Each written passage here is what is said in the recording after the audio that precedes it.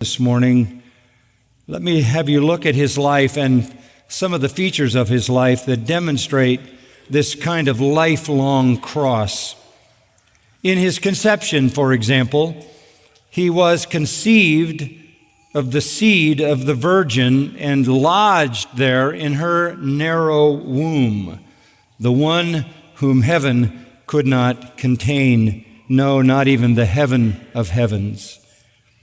This one, the uncontainable one, was contained in a narrow womb to save us who are conceived in sin and born in iniquity.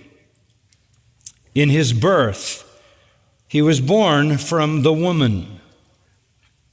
He who himself was the creator came from a creature to whom he had given life. He who made Mary was born of Mary, who, by the way, was so poor that she could only offer doves for her purity, not able to bring a lamb. Yet she, unable to bring a lamb, brought into the world the Lamb of God, who had been alive forever and chosen before time began to be born to her to save his people from their sins. In his infancy, he was laid in a feed trough in a stable, the home of animals. He who was their creator and sustainer, the eternal Son of God, was confined then not only to a stable but to hours and days and years.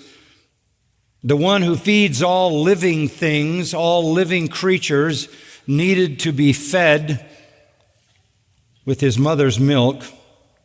The eternal Word, who spoke everything into existence, could not speak, could not form words, could only cry and nurse. He, the one who makes all the earth to tremble with his glory and majesty and power, rested gently in his mother's arms. In his circumcision, he was first wounded. In obedience to his own law and his own sign and symbol of the need for all men to be cleansed and purified from sin, though he himself needed no such thing, as he was the eternally sinless Son. In his temptation, in all of his temptations, he was assaulted by the very devil he had thrown out of heaven, the very devil that he had sentenced to eternal damnation in the lake of fire, was allowed to confront him with solicitation to sin, the very sins his holy soul despised, and for which he had never eternally been solicited. That evil, doomed devil tried to doom the holy, sovereign Son by compelling him to fall down and worship him, the unclean spirit, who himself was pure spiritual life. Such senseless exposure to unholy temptations never eternally had occurred in all his existence. But in his lifelong crucifixion, he faced the ugliness of those things that couldn't have found their way into heaven. This is a kind of painful cross for one so holy. He endured it to triumph over it, that he might be a merciful high priest for those of us who are incessantly assaulted by temptation and fall victim to it. In his life, he bore a kind of cross over 3 decades of his life in his humiliation and obscurity, but especially in the 3 years of public ministry, he lived without reputation, without honor, without admiration. He lived as an outcast, rejected and despised. This is the one who was adored by the Father with perfect adoration and love, and the one whom all holy angels worshiped and even demons feared. This one, the incarnate creator of wood and stone and clay and all that existed, used those things to fashion furnishings for folks who would one day want to stone him to death in his own town. In his arrest, he was captured and he was bound. The boundless one, the limitless one, was tied up by evil men. The very one who could have overpowered them and killed them in a split second, rather allowed himself to be their captive so they could lead him to death. He was bound by the agents of Satan, who will one day bind Satan and cast him forever into the lake of fire. Even his agony in the garden was a kind of crucifixion. He sweat drops of blood even though it was cold. We know it was cold because there was a fire at the house of Herod that very night to keep people warm.